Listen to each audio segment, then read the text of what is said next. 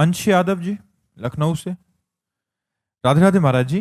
महाराज जी, अभी कुछ दिन पहले जब ठंड पड़ना शुरू हुई थी तो घर में बहुत से लड्डू बने महाराज जी, श्री जी के भोग लगाने के लिए।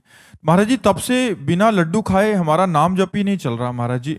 मतलब नाम जप के लिए लड्डू खाना पड़ रहा है महाराज जी, ऐसा मानसिकता हो गया है। वो लड्डू का जब चलता है, नाम जब थोड़ी चलता है। अगर जैसे कोई कि बिना अमुक वस्तु का सेवन किए हमारा भजन नहीं होता, हमें तो ये आवश्यक है, हम तो वो उस वस्तु का भजन है, भगवान का भजन नहीं। भगवान के भजन के लिए जो प्रारब्धानुसार मिल जाए, कभी घी घना, कभी मुट्ठी भर चना, कभी वो भी ना बना, लेकिन भजन निरंतर चले। लड्डू से भजन ऐसा आज तक हमने सिद्धांत नहीं सुना।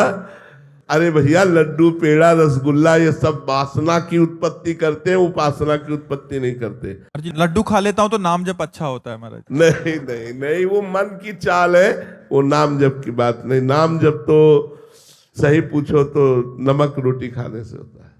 भूख लगे, जो भी भगवान ने दिया है, दाल रोटी नमक रोटी साधारण भगवान को भोग लगाओ और पाओ, और देखो खूब भजन होगा। ब्रह्मादिक के भोग सब विषम लागत ताहि, नारायण ब्रज चंद की लगन लगी है जाए। जिसे भगवान की प्राप्ति की लगन लगी, ब्रह्मादिक के भोग विष के समान दिखाई देते, मर्त लोक के भोगों की बात क्या। इसलिए अभी विषयों का ही भजन हो रहा है, अभी वास्तविक भगवान का भजन नहीं हो रहा। जब भगवान का भजन होगा तो किसी विषय के आश्रय से नहीं होता, वो भगवान के आश्रय से होता है। सक्षम सिंह जी कानपुर से। राधे राधे महाराज जी। महाराज जी, साधक इस आर्थिक युग में धन रुपए के आश्रय को कैसे खत्म करे? साधक को अपने जीवन में धन का कितना महत्व देना चाहिए? साधक को तो साधना का महत्व देना चाहिए। धन तो अपने आप पीछे घूमेगा। पहले एक बार साधना तो करिए आप।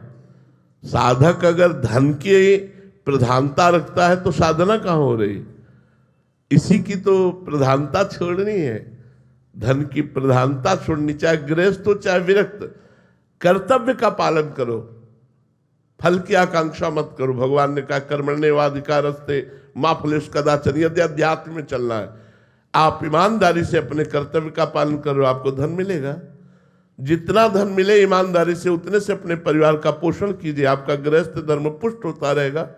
साधना की जाती है कामनाओं का नाश करने के लिए, कामनाओं की पूर्णता के लिए नहीं। और जब कामनाओं की नाश की बात सोचते हैं तो विश्व का वैभव उसको घेर लेता है। आप ये ध्यान रखना, जब कामनाओं के नाश के लिए तुम सोचोगे कि मेरी कोई कामना न रहे, तो विश्व का वैभव घेर लेगा कि कामना करो। और अगर आप उस समय भी कामना रहित रहे तो आप निकल जाएंगे। साधना तो की जाती है धन की इच्छा का त्याग करने के लिए। अच्छा, धन से किसकी सुख वृत्ति बढ़ी है? हमें किसी एक को बताओ कि वो सुखी है। इतने लोग बैठे हैं, ऐसा नहीं है कि इनमें से किसी के पास धन ना हो, लेकिन कौन सुखी है?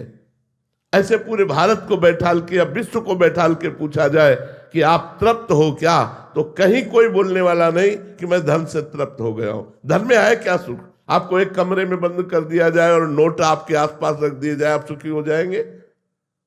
धन से भोग मिलते हैं, भोग इंद्रियों से होता है, इंद्रियां मन से संचलित है, मन बुद्धि से संचलित है, बुद्धि मायामयी है, सब खिलवाड़ हो रहा है। जब होए बुद्धि जो परम सयानी, चिंतन चितई नानहित जानी, तब वो परमात्मा की तरफ चलती। परमात्मा में बुद्धि स्थित है, मन भगवान के मनन चिंतन में लगा हुआ है, शरीर भगवान की सेवा देश सेवा में लगा हुआ है, और अर्थ जो आ रहा है परिवार और समाज की सेवा में लगा है। ऐसा भक्त गृहस्थ होते हुए भी संत है। अगर वो केवल धन का चिंतन करता है तो फिर साधना किस बात की हो रही है? साधक किस बात का है? साधक भगवत चिंतन करने वाला होता है। और जो भगवान का चिंतन करता है तो कौन सा ऐसा वैभव जो उसके चरणों में न लुट जाए? भगवान का ईमानदारी से चिंतन करो और देख लो कि विश्व का वैभव तुम्हारे सामने आता है कि नहीं आता है। ना चाहने पर भी तुम्हें घेर लेगा। तुम भजन तो करके देखो।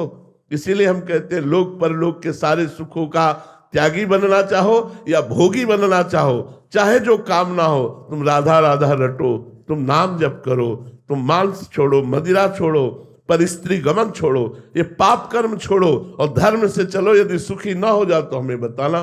अब करोगे पाप तो फिर कैसे सुख प्राप्त होगा? पाप का फल तो दुख है। तो साधना इच्छाओं के त्याग की होती, ना कि इच्छाओं की बढ़ोतरी करने के लिए।